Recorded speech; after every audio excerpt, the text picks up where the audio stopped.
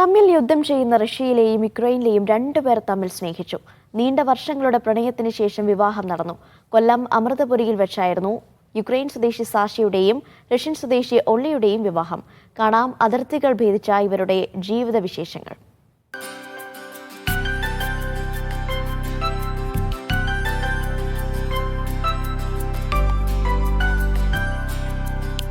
യുദ്ധാന്തരീക്ഷം തുടരുന്ന റഷ്യയ്ക്കും യുക്രൈനുമിടയിൽ പൂവിട്ട പ്രണയം 6 വർഷത്തെ പരിചയത്തിനൊടുവിൽ ദാമ്പത്യ ജീവിതത്തിലേക്ക് കടന്ന സാഷയും ഒള്ളിയും.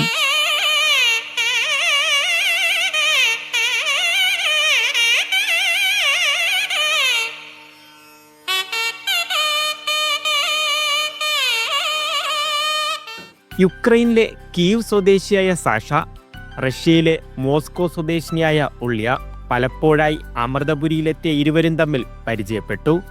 ബന്ധം സൗഹൃദത്തിലേക്കും പ്രണയത്തിലേക്കും കുടുംബജീവിതത്തിലേക്കും ഇരുവരെയും എത്തിച്ചു. We met here and from there we started the conversations, we started our relationships and slowly gradually we started dating and recently just decided to get married. യുദ്ധം ഒന്നിനും ഒരു പരിഹാരമല്ല. സ്നേഹം, സമാധാനം ഇവയാണ് വേണ്ടതെന്ന സന്ദേശമാണ് വിവാഹത്തിലൂടെ ഇരുവരും നൽകുന്നത്.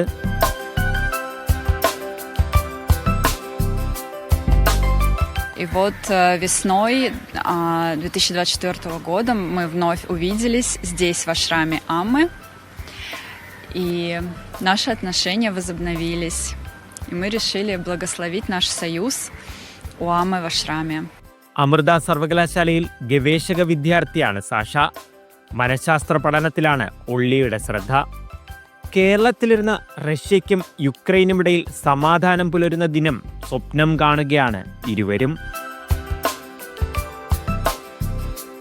രതീഷ് മാടമ്പിശ്ശേരിലിനൊപ്പം ലിജോ റോളൻസ്, മീഡിയ 1, കൊല്ലം.